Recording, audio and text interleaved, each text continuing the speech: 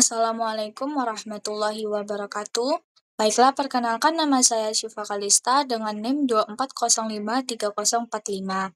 Di video kali ini saya akan membahas tentang discovery learning, materi kebijakan moneter dan fiskal. Untuk pengertian discovery learning adalah pembelajaran yang mendorong siswa untuk menemukan sendiri konsep atau prinsip melalui pengalaman belajar, dengan tujuan yaitu yang pertama mengembangkan rasa ingin tahu, yang kedua menumbuhkan kreativitas, dan yang ketiga untuk meningkatkan kemampuan berpikir kritis siswa. Untuk kompetensi belajar inti yaitu untuk menganalisis pengetahuan faktual, konseptual, dan prosedural. Yang kedua yaitu untuk menyajikan hasil analisis secara kreatif. Dan untuk kompetensi dasar, untuk menganalisis kebijakan moneter dan fiskal, dan menyajikan hasil analisis kebijakan moneter dan fiskal. Setelah mengikuti discovery learning, siswa akan mampu untuk menjelaskan pengertian kebijakan moneter dan fiskal, menganalisis instrumen kebijakan, membandingkan kebijakan moneter dan fiskal, dan juga menyajikan hasil analisis secara percaya diri. Halo semuanya, hari ini kita akan belajar tentang kebijakan moneter dan kebijakan fiskal dengan menggunakan metode discovery learning. Melalui metode ini, kalian akan menemukan sendiri konsep-konsep penting tentang kebijakan fiskal dan juga kebijakan moneter.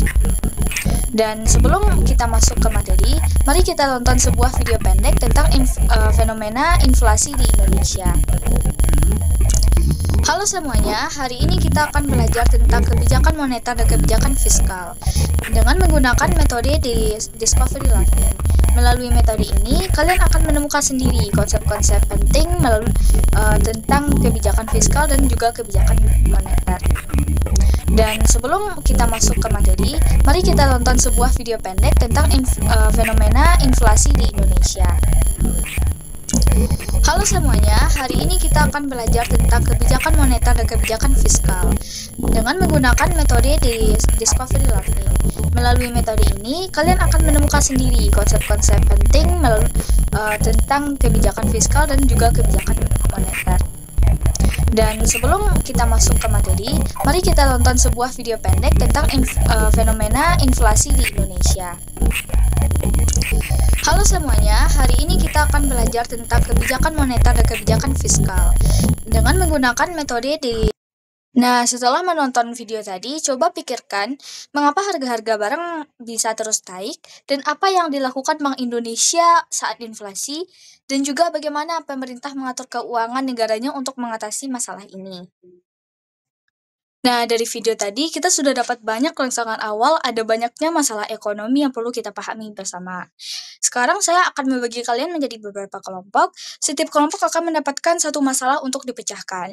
Untuk kelompok 1-2 adalah memecahkan bagaimana kebijakan moneter mengatasi inflasi. Untuk kelompok 3-4, bagaimana kebijakan fiskal mengurangi pengangguran. Dan untuk kelompok 5-6, bagaimana koordinasi antara moneter dan fiskal menjaga stabilitas ekonomi. Silakan kalian cari informasinya dari buku ekonomi, website resmi Bank Indonesia, Kementerian Keuangan, atau artikel berita, dan temukan definisi instrumen serta contoh kebijakan moneter dan fiskal. Setelah kalian mengumpulkan data dan informasi tersebut, klasifikasikanlah apakah itu termasuk kebijakan moneter atau fiskal. Buatkan tabel sederhana untuk mempermudah analisisnya. Dan untuk setiap kelompok, silakan presentasikan hasil analisis kalian dalam waktu 2-3 menit. Setelah itu kita akan simpulkan bersama mengenai kebijakan fiskal dan moneter ini. Nah, pada hari ini kita sudah belajar dengan metode discovery learning, menemukan sendiri konsep kebijakan moneter dan juga kebijakan fiskal. Semoga dengan metode ini nantinya kalian akan menjadi lebih kritis, kreatif, dan siap menghadapi tantangan ekonomi di masa depan. Terima kasih atas partisipasinya. Assalamualaikum warahmatullahi wabarakatuh.